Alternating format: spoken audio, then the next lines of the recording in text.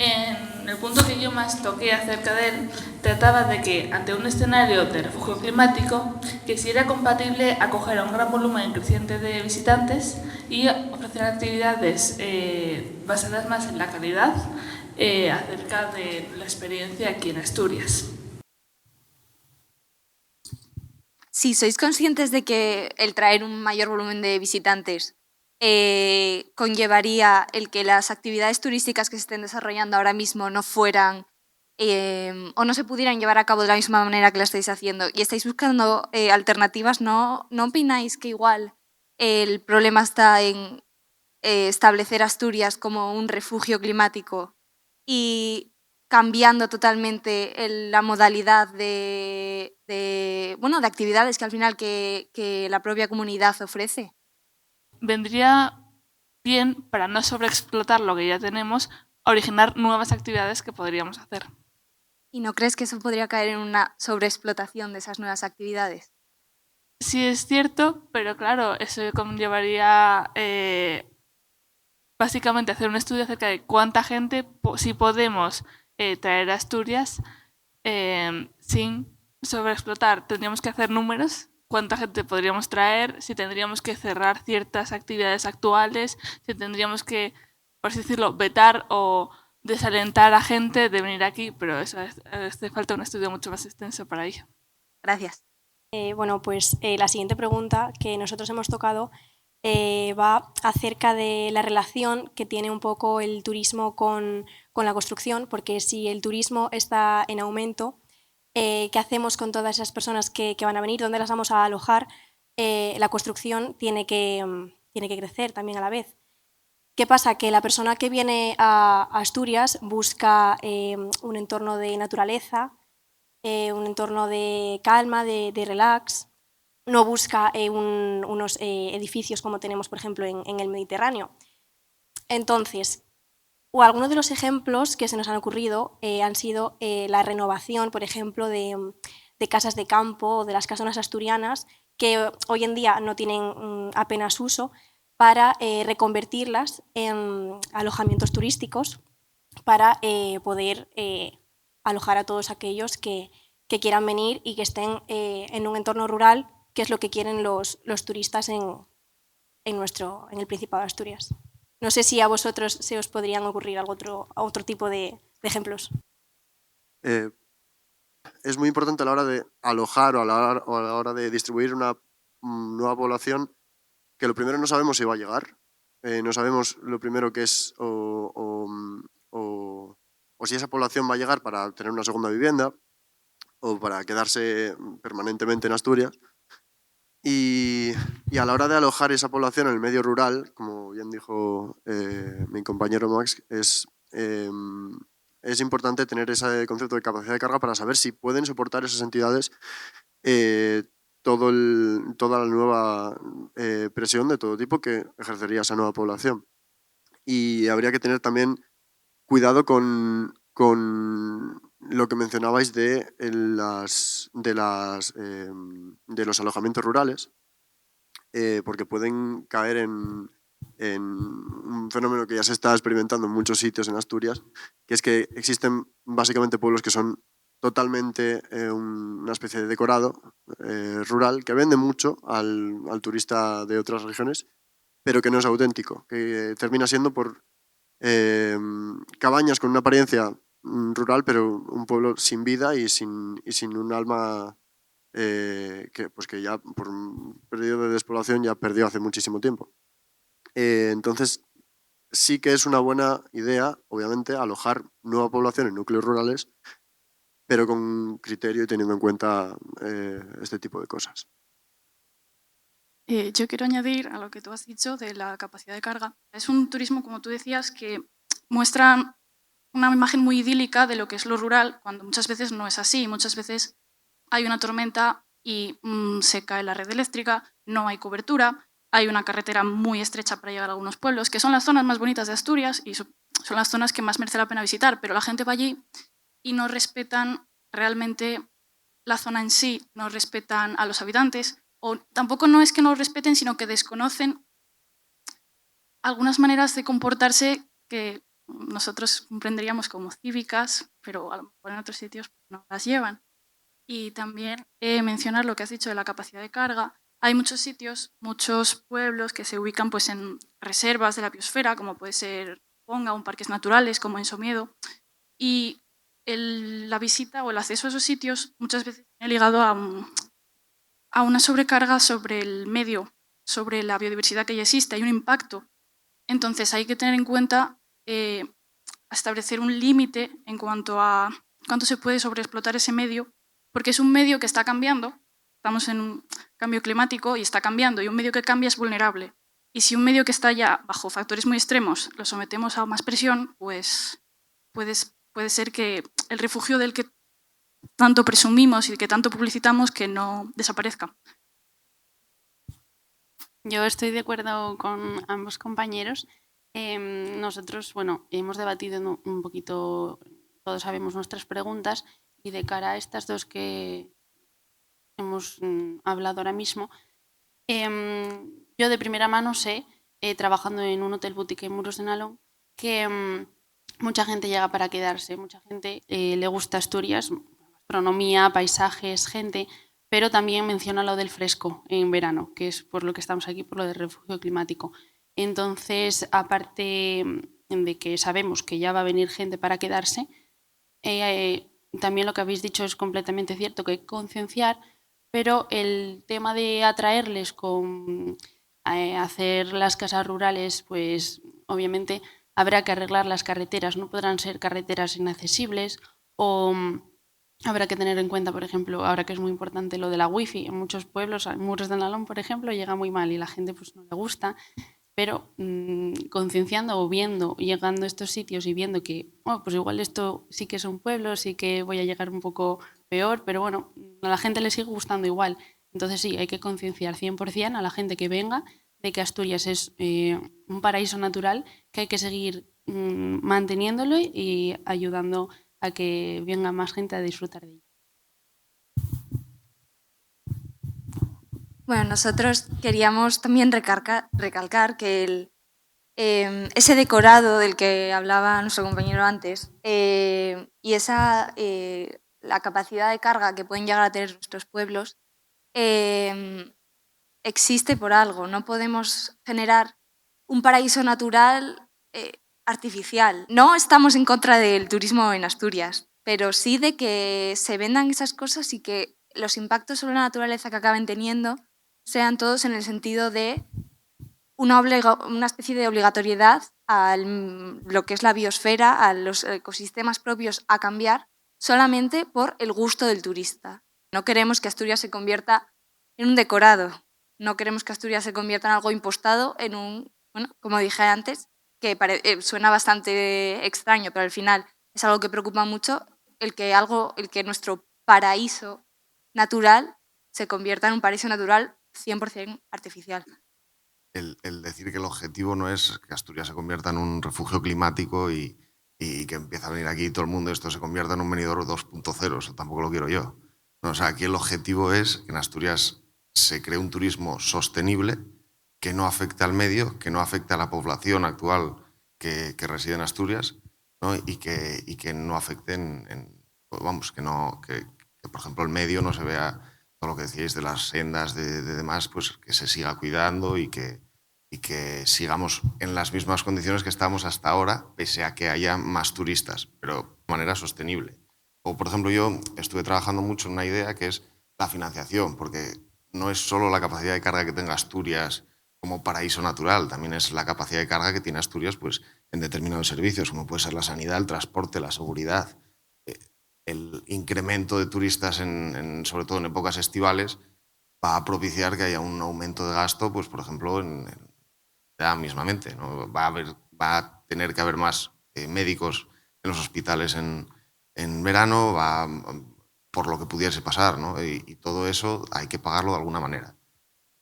Y la manera que se está aplicando ahora, que es los turistas no aportan nada más que lo que gastan con el porcentaje de impuestos, de IVA y demás que puedan dejar por ahí, yo creo que eso es erróneo, ¿no? Yo creo que habría que instaurar una tasa turística, ¿no? Es una de las opciones que ya se aplicó en Cataluña, se aplicó en Baleares, y con eso pagar todos estos servicios que se tienen que añadir, además del mantener los espacios naturales, además de tener más guardas forestales, además de facilitar todo eso para que el medio natural asturiano no cambie, ¿no? Y luego también antes comentabais lo de hacer al refugiado climático, convertirlo en asturiano, por así decirlo, de hacer que se quede. Eso sería interesante, pero no solo para repoblar las zonas rurales, ¿no? También para repoblar todas las zonas industriales asturianas, como ser pues, Mieres, Langreo, La Felguera, ¿no? Que se han ido quedando vacías en los últimos años y que tienen un problema muy grave de despoblación. No hay gente joven en esas zonas. Sería muy interesante que viniese gente de fuera, o que la gente joven que dejó Asturias en su momento volviese, ¿no? Y eso sí que va a aumentar la población de Asturias y puede causar un impacto climático un poco mayor, pero que puede paliarse con determinadas reformas y con determinadas normativas y tal, ¿no? Entonces yo creo que eso podría ser interesante y podría ayudar a Asturias sin cambiar la Asturias que conocemos nosotros a día de hoy.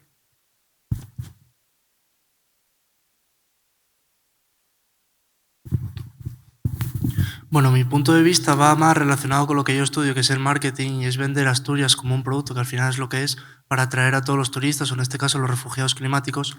Y planteábamos un posible nuevo enfoque para el futuro, sobre todo orientado a que Asturias se vende como Asturias paraíso natural, y solo tenemos en muchos de los casos la idea de paisajes, verde, naturaleza, playa, montaña, y que Asturias tiene mucho más que enseñar a nivel patrimonio cultural, monumentos, museos, y que al final eso no varía con el cambio climático, sino que los paisajes, por ejemplo, están variando, ya sabemos con el cambio climático cómo pueden variar, y estaríamos promoviendo un producto que no sabemos cómo puede estar a largo plazo, porque no sabemos cómo pueden estar las montañas de aquí a, bueno, en el futuro. Y claro, los monumentos van a seguir así, los museos van a seguir, la gastronomía, por ejemplo, es una de los mayores estándares que tiene Asturias, por lo que la gente viene, y se tendría que promover más y podría ser referencia a nivel español y a nivel europeo por todo lo que tiene que dar a conocer Asturias y que no se promueve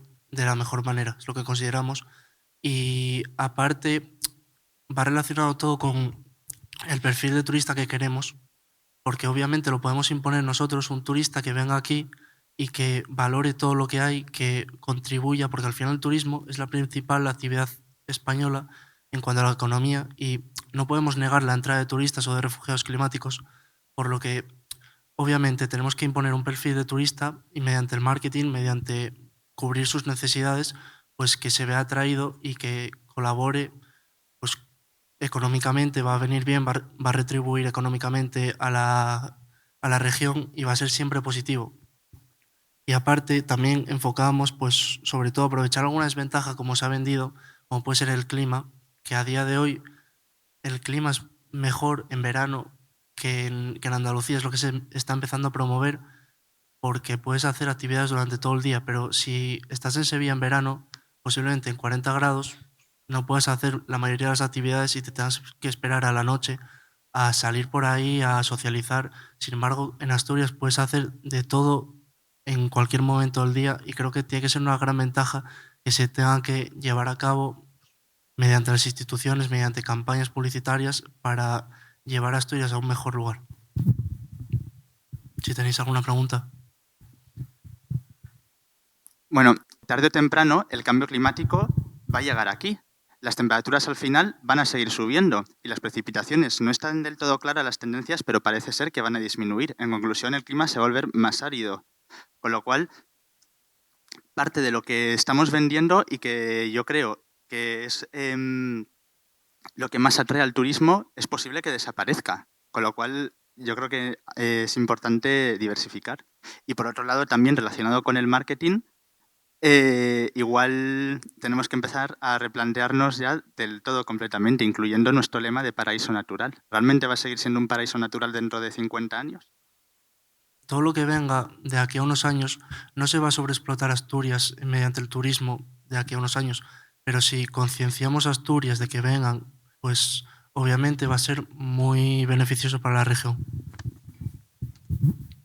yo quería añadir un poco sobre lo que tú dijiste, de que a corto plazo parece, pero a largo plazo ni de coña. Es una crisis muy grave y yo creo que hablo por los 5 cuando creemos que del cambio climático no se puede sacar tajada. Vamos, es una crisis que requiere una solución, así que darle un enfoque económico parece que es poner un valor equivocado en el centro de lo que queremos hacer con Asturias. No sé si me explico. No, a ver, pero el tema, el refugio climático no es un producto turístico que nos estemos inventando nosotros. El refugio climático es que ahora, por ejemplo, en Andalucía en verano hay unas temperaturas muy elevadas, no hay humedad, no hay lluvias, no hay agua. Y aquí sí, aquí hay agua, hay unas temperaturas muy buenas y tal. Entonces, no es que nosotros, venga, pues vamos ahora a hacer un montón de pasta con esto, vamos a sacar aquí tajada. No, es que la gente va a venir y hay que estar preparados para que sea sostenible, ¿no? Entonces, no es, nosotros lo inventamos porque nos queremos hacer millonarios. El turismo es una opción, el turismo en Asturias es una opción que la gente está empezando a valorar y que llevan ya unos cuantos años y que cada vez va más. Entonces, lo que hay es que estar preparado para acoger a la cantidad de turismo que se pueda acoger, ¿no? Sin pasar la capacidad de carga y sin que Asturias deje de ser lo que es, pero, claro, que van a venir, no puedes evitarlo, a no ser que pongas un muro en el Pajares, ¿no? Sí, sin un escenario real. No sé si me explico, es que nosotros queremos... Sí, sí. No solo habría que tomar unas medidas para enfocar todo el turismo, toda la gente que viene a refugiarse, sino mucha fauna, mucha flora, que también quedan en zonas que son, pues sí, su refugio. O sea, entonces, lo que nosotros queríamos también dejar en claro es que, aparte de establecer todas las políticas que se puedan hacer para regular el turismo, para promoverlo, que se debe tener en cuenta también no solo, voy a decirlo muy entre comillas, el turismo humano, sino el resto. Sí, yo quería añadir que en sí, claro, lo que dices tiene sentido de que la gente va a venir, obviamente, y tú no puedes plantar un muro y decir, no, no vengáis. Es obvio que la gente tiene que venir y hay que dejarles pasar. Pero ¿no es un poco idealizar la situación? Decir, vale, vienen de afuera, pero también conservamos el ecosistema, pero también se queda la gente que vive aquí, pero Asturias sigue siendo Asturias. No son conceptos que chocan mucho entre sí y al final, si vas a plantar hoteles para que venga gente nueva, esos hoteles los pones donde antes había un ecosistema o esas nuevas carreteras las pones donde antes había un prado y demás. O sea, lo que dices también nos influye a todos y es algo muy importante. Pero bueno, queríamos dar nosotros también un punto de vista de cara, por ejemplo, que dices de crear hoteles. Pues en vez de crear hoteles donde no hay nada, se crean hoteles en casas, por ejemplo, en un pueblo que está abandonado, pues ahí sí que se puede crear. Si está abandonado, pues a mí no me parecería mala idea crear un pueblo idealizado, entre comillas. Si ya está abandonado, pues mejor que venga gente, mejor que esté pues rehabilitado. Todo lo que es rehabilitar creo que es mejor que volver a construir. En mi opinión, bueno, nuestra opinión, rehabilitar creo que es algo muy importante a la hora de pues, llamar a la atención a los turistas.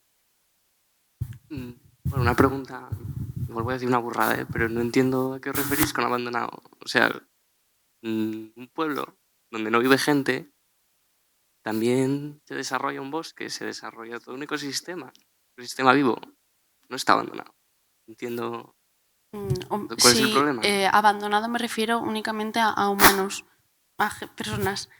Claro que no estará con fauna, con flora, pero si hay, por ejemplo, casas que van a caerse o hórreos, que hay muchos hórreos por ahí que están, por ejemplo, sin rehabilitar, pues no digo de construir, de rehabilitar una pequeña casa en un hotel de 50 habitaciones, sino hacer cosas pues, más pequeñitas, más rurales, más que llaman la atención. Y luego cambiando, pues por ejemplo, pues de la calidad, pues por ejemplo hacer un poco pues, más de calidad para que puedan venir de otros países incluso, algo así. No únicamente destruir todo lo que hay, sino que obviamente hay que concienciarnos, pero rehabilitando. Yo creo que bueno, nosotros pensamos que es una buena idea. A ver, es que nosotros hablando de este tema llegamos a una conclusión y es que, a ver, las palabras sostenibilidad y crecimiento llega a un punto que no pueden ser equivalentes, o sea, no pueden unirse. Entonces, es muy difícil decirle a la gente que ponga límites, pero es muy difícil decir que no todo vale. Sí. Pues que no todo vale en ese sentido, porque se están realizando modificaciones que ya están pasando ahora mismo en esta región, que están alterando, estamos esculpiendo Asturias a la manera que queremos para que la gente esté contenta, pero en realidad nos estamos destrozando el entorno natural, que es un ecosistema que está basado en interacciones muy complejas entre especies que se han ido desarrollando a lo largo de muchos años, y que además todas estas modificaciones siempre vienen acompañado de algo, que es de mucha desinformación científica. O sea, la gente no tiene educación ambiental y tampoco la tienen las instituciones, que es lo más peligroso. Están realizando cosas atroces, como, bueno, estuvimos hablando de limpiar el monte para prevenir incendios, ¿no? Que debido también a los incendios que ocurrieron en Asturias este año, que, bueno, arrasaron. Claro, hay que toda la saber región. también cómo limpiarlos. Sí, pero lo de limpiar, limpias algo que enriquece. O Claro. sea, estás quitando cosas que aportan nutrientes a los Sí. suelos, que aportan cobijo a especies. Entonces, al final, además que es que es eso, es que es algo que no es algo que vaya a llegar o algo que estamos preparando, es que ya se está modificando. Estamos modificando el entorno a la manera que queremos. Y no todo va. Y es que es muy complicado decir en este momento, en el siglo XXI, de derechos humanos y que la gente tiene derecho a ocio y tiene derecho a vacaciones, que decir, no, hay un punto en el que no se puede. Porque además es que es algo que es muy complicado, porque Asturias es refugio climático, sí, y es que es algo que a mí, o sea, me suena horrible, porque es como, es refugio climático porque el resto están y no pueden vivir. O sea, es que, o sea, significa que esa gente que vive en Andalucía, que vive en Extremadura, no puede estar en su casa. Y además que estamos llamando refugiados a gente que es de Madrid, que cobra 3.000 Claro. euros al mes y que puede irse a Asturias una semana, 2 semanas, incluso un mes, a vivir aquí. Y refugiados climáticos es normalmente gente de países pobres, Tal cual. que se tiene que ir de sus casas por inundaciones, por cosas, por terribles sucesos climatológicos, pero no gente que tiene un nivel de vida realmente bueno, porque además es que es eso, es que la gente que solo se puede venir a Asturias, la gente que tiene el dinero para venir a Asturias. Entonces, bueno.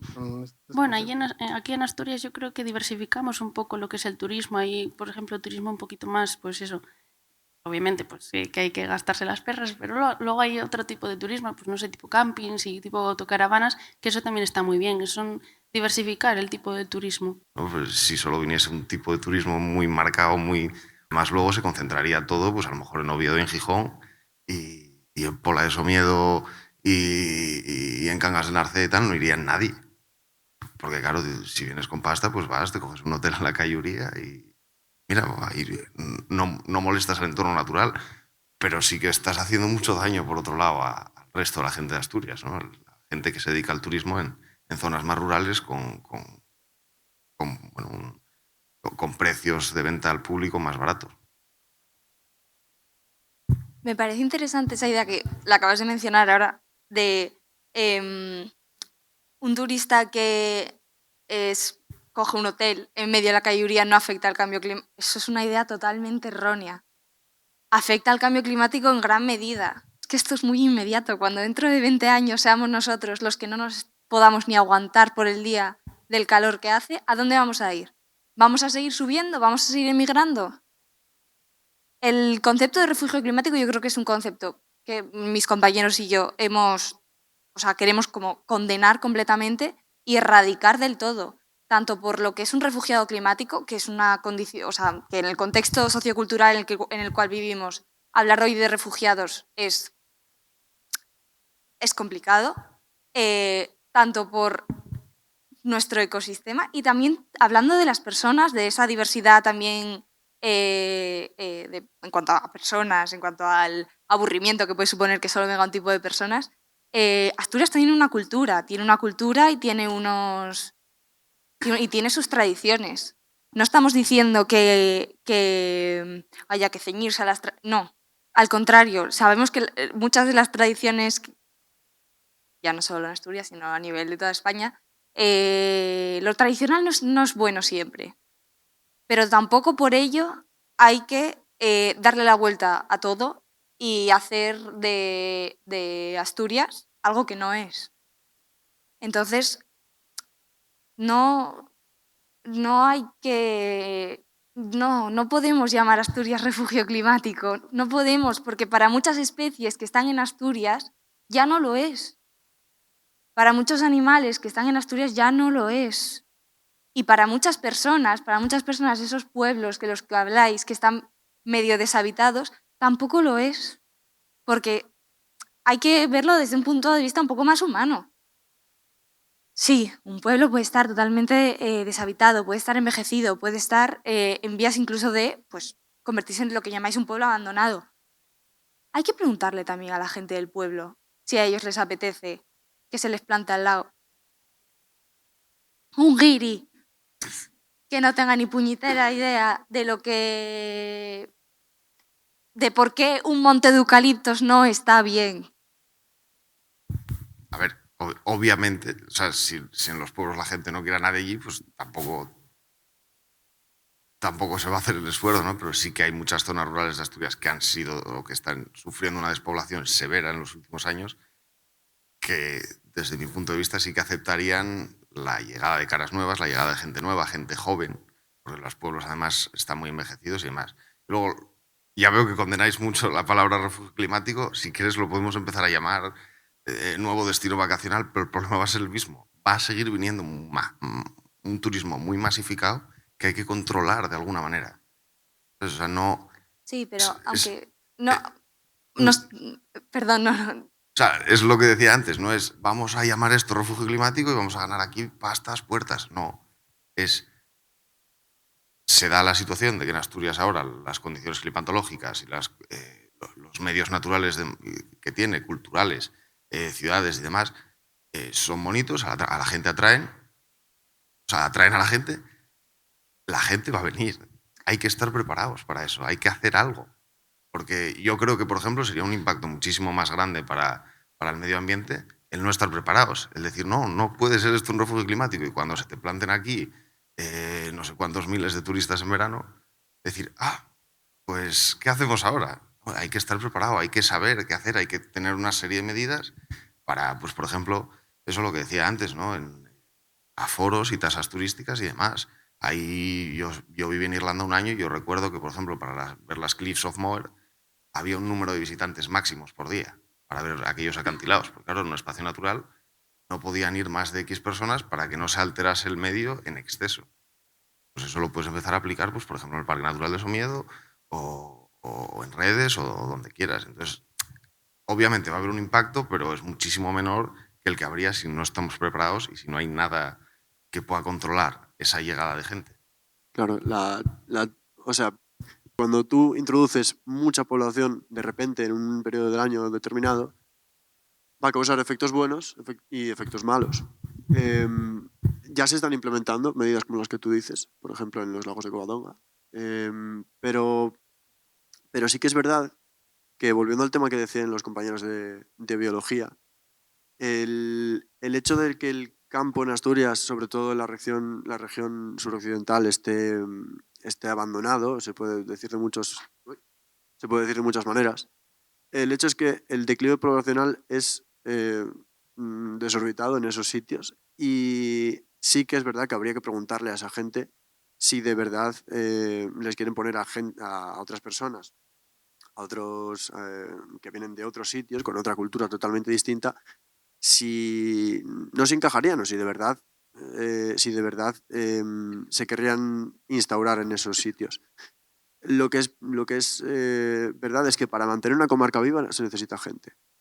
Y lo que no puede ser es que haya ejemplos como el hospital de Cangas de Narcea, que se quiera cerrar y una persona que vive en un pueblo de Cangas, mayor, tenga que recorrer 2 horas y pico en coche para llegar a un tratamiento que tenga que hacer o cualquier cosa. O sea, para mantener una comarca viva hace falta gente y si esa gente va a venir, hace falta alojarla. Lo que pasa es que, como dije antes, siempre va a haber un efecto negativo.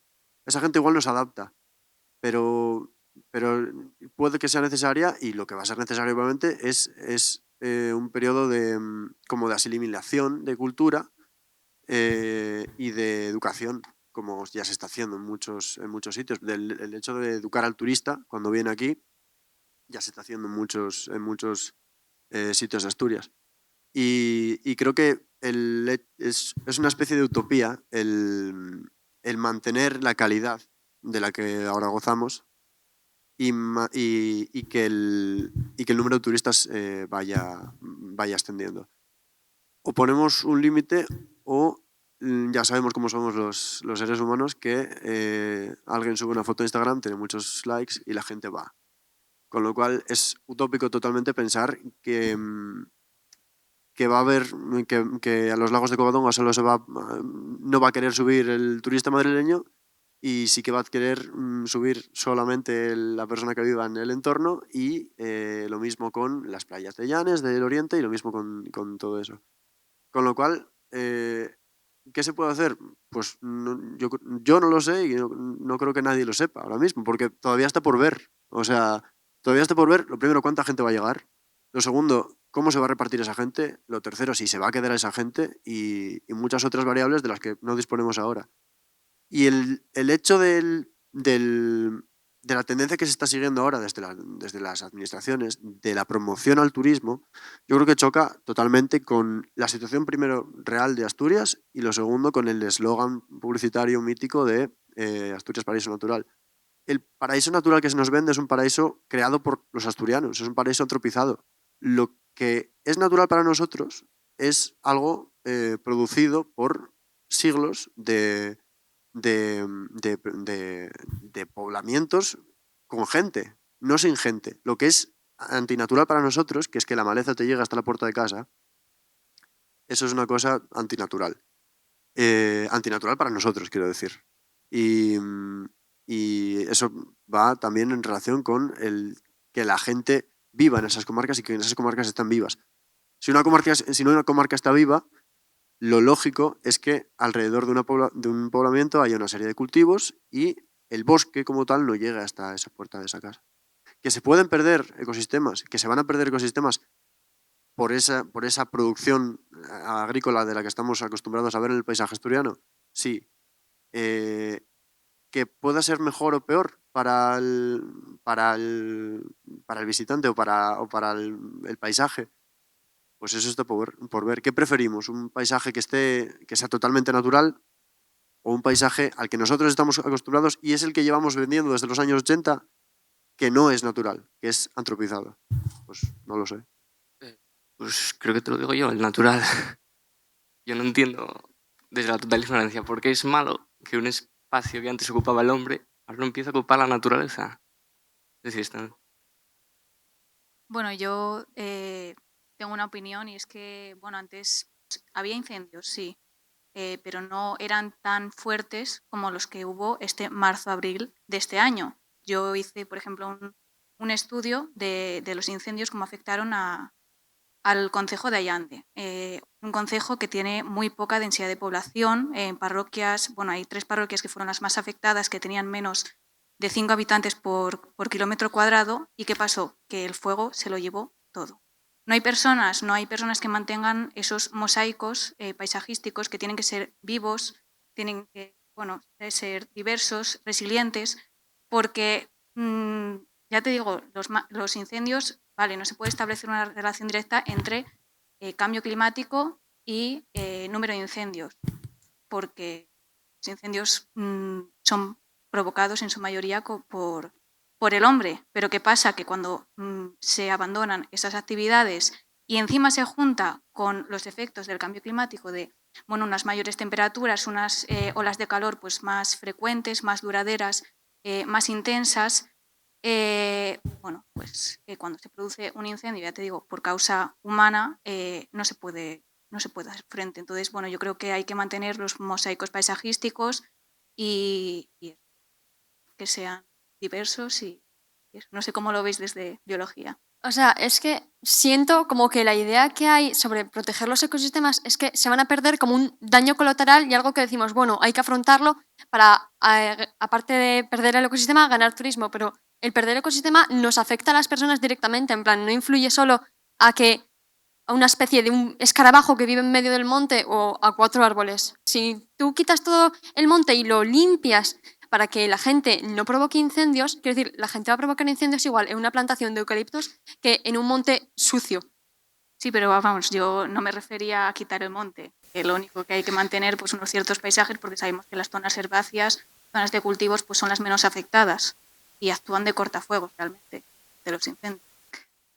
Entiendo que lo veáis desde un punto más pues, antropológico, más humano, más en cuanto a regiones.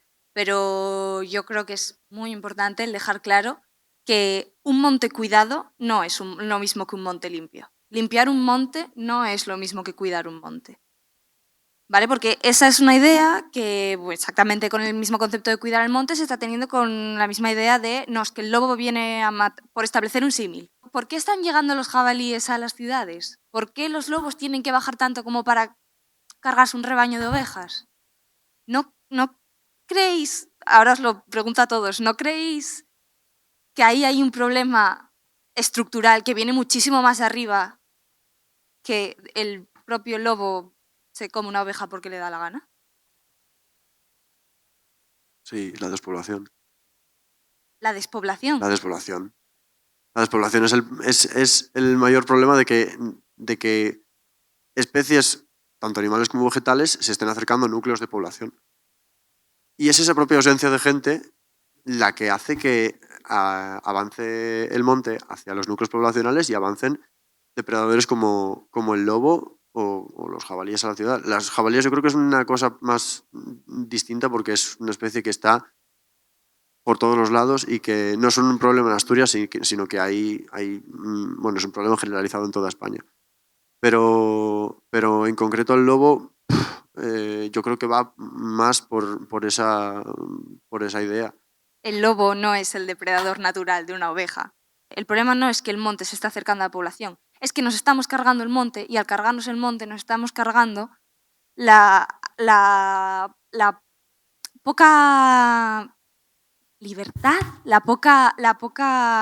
el poco poder que tenían los animales de establecer su propio ecosistema, de yo me como al jabalí, el jabalí se come las bellotas, el árbol crece demasiado y no deja que surja esta otra especie. Es un ciclo y no podemos jugar a ser Dios y a tratar de cargarnos todos los ciclos simplemente porque es que no me viene bien que me salga una planta delante de casa.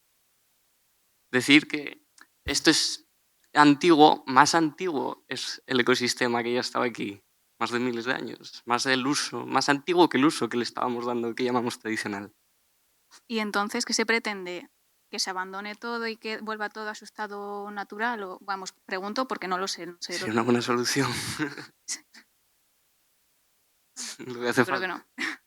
A ver, obviamente eso es una idea que sería genial, pero es muy idílica porque sabemos que no va a pasar. Todos los que estamos aquí sabemos que no va a pasar, que esto no se va a convertir en la proyección que hay allí, que es el bosque que ha tomado la ciudad y que la gente va a seguir estando. Lo que nosotros llegamos a la conclusión y nos gustaría es que se hiciera es regularlo de cierta manera y no pensamos que estableciendo las palabras refugio climático se pueda conseguir, porque ese es un eslogan y no está basado en ningún criterio científico como tal, está basado en publicidad. No está, como por ejemplo, reserva de la biosfera o parque natural implican que existen ciertas especies, y que hay responsabilidad para ese terreno, pero refugio climático implica. Y claro, entonces por eso no estamos a favor de esas palabras, del eslogan. Es por esa razón, no es porque no queramos turismo, ni porque no queramos que venga nadie, ni otra vez el famoso muro que hemos mencionado varias veces. Es simplemente eso, que nos gustaría que se estableciera un criterio que siguiese una base científica y con un razonamiento, no porque sí. A ver, es obvio que sí que se tiene que basar todo en la ciencia y en expertos. Yo creo que además estamos aquí los tres, las tres carreras que más pueden influir en eso, que es turismo, biología y geografía, que bueno, en teoría somos los expertos nosotros. Entonces, Entre esas especialidades habría que trabajar y habría que ver cómo se trabaja de aquí a un futuro, ¿no? Para evitar todos los problemas que se están saliendo aquí a la mesa. Bueno, yo... y voy a hablar de otro de los que yo personalmente considero otro de los reclamos turísticos de Asturias, si me corregís, que es la playa, la costa, todos los recursos hidrográficos que tenemos en Asturias, ¿no? Al final, el agua vende mucho y el agua es uno de los principales, esos reclamos turísticos de Asturias. El agua es un recurso que viene asociado a una fauna y una flora autóctona. Eso no hay que explicarlo. Pero sí, también hay que no puedo dejar de mencionar que tenemos que proteger esa fauna y flora autóctona asociada a de todos esos recursos hidrográficos que tenemos. El cambio climático, ahora hablando exclusivamente del mar, de los océanos y de las costas, el cambio climático está favoreciendo una subida del nivel del mar. Eso lo sabemos todos, nos lo enseñan desde pequeñitos en la escuela, se nos derrite el glaciar y, oh por Dios, subió el nivel del mar 1 centímetro. Vale, estamos sufriendo estamos presente ahora, bueno, y pasado, llevamos sufriendo alteraciones debido a la subida del nivel del mar durante muchos años. Y esto se observa en la no tan reciente, desgraciadamente no tan reciente, aparición de especies aquí que no tendrían por qué estar aquí. No es normal que en Asturias, en octubre, encuentres una carabela portuguesa en una playa. No es normal que queden cetáceos, ballenas, delfines, orcas, varados tanto en Asturias como en lo que hablamos del resto de lo que es el litoral cantábrico. No es normal y no se debe establecer como lo normal. O sea, el que cada vez aparezcan más especies marinas de partes del mundo totalmente diversas, muertos en nuestras playas, ya nos está indicando algo. Y nos está indicando que hay algo que ya no está yendo bien. Y no estamos haciendo nada para cambiarlo. ¿No creéis que hay que empezar a hacer algo respecto a eso? Porque yo lo que veo es que con la masificación de las playas, con el turismo y demás, no se está cuidando para nada lo que es la cuestión de la costa. Y la costa en Asturias, además de tener un nivel, o sea, una importancia a nivel biológico, tiene una gran importancia a nivel de industria también. De industria y de actividad económica. La pesca es tradición en Asturias. ¿A dónde nos lleva la pesca si no podemos, por las corrientes, por las mareas, por estas alteraciones, por la migración de especies autóctonas? ¿A dónde nos lleva si vamos a por pulpos y no los encontramos? ¿Por qué? Porque han migrado todos, porque están todos, porque ven que es insostenible vivir aquí. Y esto no es un problema nuevo, no es un problema reciente, no es un problema que haya ocurrido la semana pasada, que dejó de haber pulpos. En relación al agua, ya no tirándolo más hacia las costas, bueno, eso era un comentario que consideraba oportuno hacer, sino con el aumento de la población en época estival se produce lo que nosotros consideramos un aumento directamente proporcional entre el estrés hídrico soportado por nuestros embalses, nuestros manantiales, y se produce eso, una relación directamente proporcional entre la población y el estrés hídrico, que aumenta. Esto, dicho simplemente, podría traducirse a más gente, menos agua le toca a cada uno. Eso también es un problema que tenemos que tener en cuenta a la hora de traer a más población estival, traer a más turistas.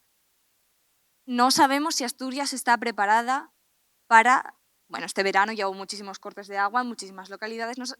Si eso ya está ocurriendo ahora, ¿cómo podemos garantizar el acceso a un bien básico y universal como es el agua para la propia gente que ya vive aquí? Y bueno, perdón, las comparaciones son odiosas, pero es que no queremos, yo creo que nadie de los que estamos aquí presentes quiere que ocurra una situación como la que está sucediendo en el Parque Nacional de Doñana. Es un parque nacional de una riqueza biológica, geológica, una riqueza cultural inmensa, destruida. Eso está destruyéndose. Y lo estamos viendo con nuestros propios ojos y en lugar de aportar ayudas para que eso salga a flote, por así decirlo, lo estamos destruyendo más y lo estamos hundiendo más. No queremos que nos pase esto en Asturias. Tenemos que aumentar el número de zonas protegidas y tenemos que regular de alguna forma. No hay recursos ilimitados, no tenemos de todo para todos. Sí, bueno, es uno de los temas que habíamos debatido, el tema del agua, de que obviamente al haber un incremento de población, aunque sea solo en la época estival, íbamos a tocar a menos agua cada uno.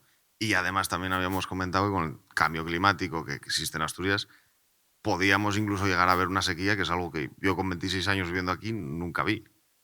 Y evidentemente eso sí que habría que tomar una serie de medidas porque es un tema bastante grave. Y al fin y al cabo es como empezó eso, lo que decías, Andalucía, Doñana y demás, están sufriendo ahora mucho, pero hace pues a lo mejor 40 o 50 años ya empezaron a...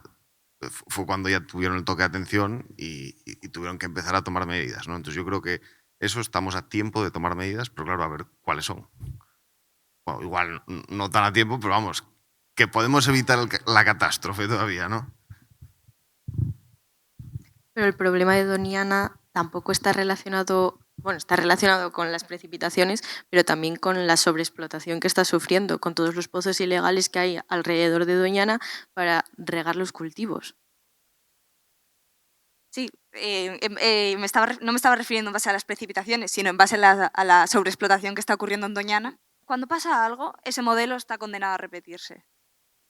Y si está ocurriendo en Andalucía, que hace 40 años no ocurría, ¿por qué no va a ocurrir aquí en Asturias? Hombre, puede ocurrir, pero también podemos encontrar nuevas formas de almacenar el agua. Por ejemplo, en algunos lugares pues se están poniendo también sistemas en los tejados para que cuando llueve, en vez de que ese agua caiga al suelo y luego desaparezca, por ejemplo, en Nueva York se ponen huertos en los tejados, pues aquí se puede poner algún tipo de sistema que sea capaz de recoger toda ese agua. Ese modelo está bien, pero si se sobreexplotase mucho y al final el agua de la lluvia no llega a tocar el suelo o apenas pase, en sí las aguas subterráneas acabarían bastante mal y los suelos bastante secos. En realidad lo que estamos hablando es todo el rato de zonas rurales, zonas que en mayor o menor medida han sido antropizadas, cada vez menos por ese despoblamiento de los seres humanos, y también bueno, de las especies de fauna y de flora autóctonas que también van desapareciendo. El caso es que yo creo que estamos proponiendo, yo me incluyo porque yo también tengo una perspectiva, yo soy de Gijón y nunca he vivido en un pueblo, ¿no? Entonces, bueno, estamos proponiendo unas medidas de corte muy urbano.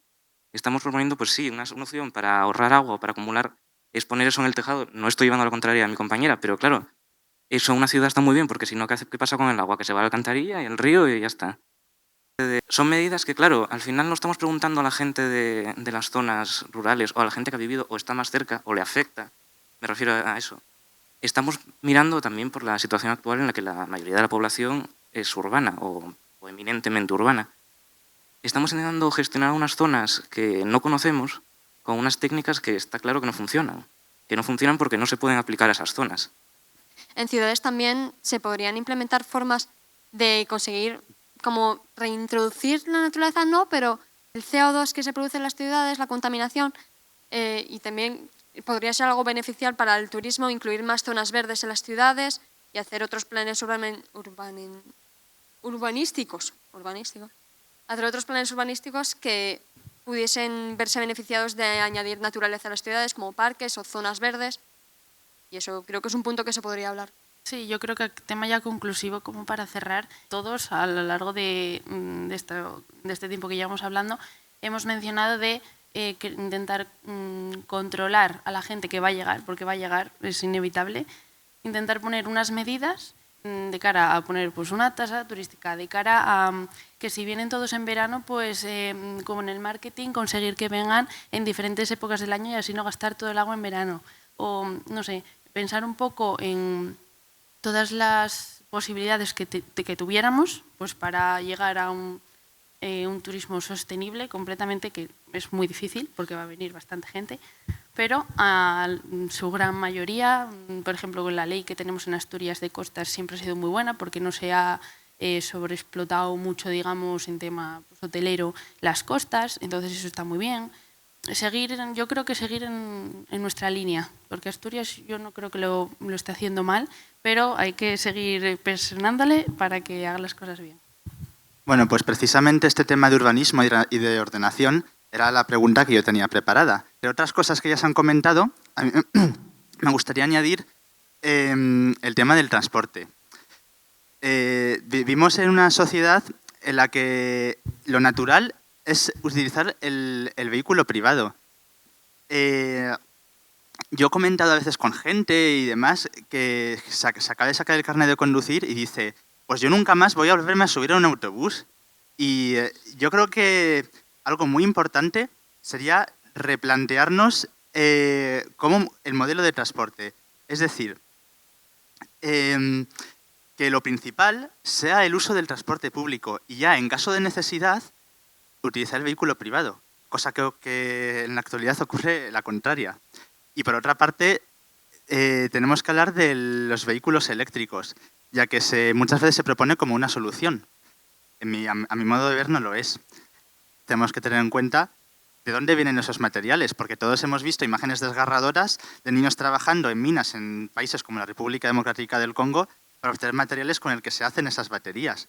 Y por otro lado, la producción de electricidad, porque por muchas inversiones renovables que se hagan, en la mayor parte de países, entre ellos creo que España, siguen siendo combustibles fósiles. O sea, a ver, al final, aquí, en el mundo en el que vivimos, nos vamos a tener que hacer sacrificios en nuestro día a día, no tiene que ser algo, no sé, pero al final pequeños sacrificios porque no podemos vivir de la manera en la que a lo mejor vivimos para siempre, ¿no? Si queremos seguir viviendo, básicamente, o que las próximas generaciones puedan seguir viviendo.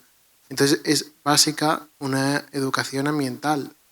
Bueno, yo creo que vamos a estar todos de acuerdo, pero sobre cómo es, bueno, pues sobre cómo es Asturias ambientalmente o biológicamente, pero también, bueno, cómo es España y cómo es el mundo en el que vivimos y cómo todo se basa en general la Tierra entera, en conexiones entre, es una pasada, cómo puntos de la Tierra se conectan y cómo eso es fundamental para mantener el ecosistema de un lado en otra punta del mundo, es impresionante.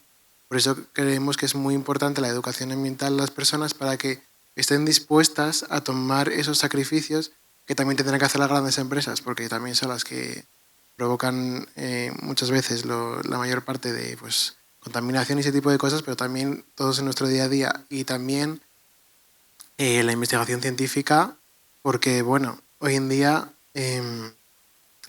estamos viendo hasta negacionistas del cambio climático, que eso es algo que a lo mejor antes no se veía. Y yo, por lo menos, yo cuando era más pequeño, todo el mundo estaba muy a tope con el cambio climático, pero ahora veo gente que dice, no es para tanto, nos están engañando, como si la mayor parte de los científicos, que habrá otros que no, pero cuando la mayor parte de los científicos no están en ninguna posición de poder, muchas veces son gente joven que tiene un sueldo muy malo para hacer su doctorado y que están sacando pruebas de que te están diciendo de que el mundo está cambiando, el clima está cambiando y que si seguimos así todo va a acabar mal. Además, la investigación científica también nos va a ayudar a poner esos límites. Si se pueden poner en algunos sitios, supongo que en algunos sitios se tendrá que poner para que el turismo se pueda regular. Necesitamos estudios de cómo son esas zonas para intentar poner esos límites. Nosotros sí que podemos ya tener esa conciencia de querer cambiar. Lo que sucede es que en España y sobre todo en Asturias, el grueso de la población es de la generación de nuestros padres o mayor. Y esa gente posiblemente no cambie o no cambie la mayoría. Si no cambia parte, la gente que cambia va a ser un esfuerzo en vano, yo creo. Así que todo eso que queramos cambiar sí que se tiene que implementar ya para toda la gente que venga. Lo que sucede es que el ser humano es egoísta. La educación ambiental está bien, pero yo, si no tengo que usar el transporte público porque tardo 20 minutos menos, por ejemplo, yo si ahora mismo, viviendo en Luanco, si tardo 20 minutos viniendo aquí a la laboral en coche, no voy a tardar 2 horas viniendo en bus. Eso es lo que puede pensar la gente. Yo, por ejemplo, puedo hacer ese esfuerzo de venir en bus porque, bueno, me sale más barato, pero claro, mucha gente va a decir, no, yo utilizo el coche porque tardo muchísimo menos. Aunque consuma más, me da igual ese impacto. Yo posiblemente no lo vaya a ver. Es una opinión que puede tener una persona de 50 años, 60, que vaya a su puesto de trabajo y que tarde muchísimo menos por usar transporte privado. Si dentro del punto de la promoción turística de Asturias se promocionase también el transporte público de mejor calidad, de mayor calidad, también creo que sería un punto importante para los chicos de marketing.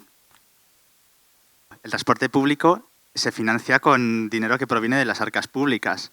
Ese dinero proviene de los impuestos. ¿Qué pasa? Necesitamos actividades. Si tiene que ser el turismo, pues que sea el turismo. Yo estoy más de acuerdo en una mayor diversificación económica. Pero ahora bien, si dejamos que los pueblos se abandonen, si dejamos que aumenten los espacios naturales y hay menos actividad económica, menos población, al final no va a haber dinero para mantener esas arcas públicas y no se van a poder implantar otras medidas que podrían ser sostenibles, como el caso del transporte. Que sí que hay dinero, lo que pasa es que lo invertimos en lo que queremos. Me llamó la atención un recorte de que se van a dedicar 800 millones de euros a limpiar el monte. ¿Es la inversión adecuada? Es lo que quiero yo decir. Que de verdad queremos invertir en sostenibilidad o no. Esa es la pregunta. Yo creo que aquí no estamos, y sobre todo trato de evitar hacer propaganda de ninguna ideología política. Pero los hechos son los que son. Si queremos servicios públicos, hay que financiarlos. ¿Qué se financia con ese dinero? Eso ya depende de cada político. Pero el dinero hay que sacarlo. Y para sacar dinero hace falta gente y actividad económica. Otro punto que me gustaría añadir sobre esto es que eso se debe de educar a la gente de que estamos en una crisis ambiental y de que hay graves consecuencias que se nos están viniendo encima, pero eso mismo de enseñarles que estamos a tiempo de actuar y que tenemos que tomar acción en el momento y tomar medidas para al menos mitigar los problemas que se nos vienen. Porque si la gente cree que ya no se puede hacer nada, no se van a molestar en intentar conseguir un cambio.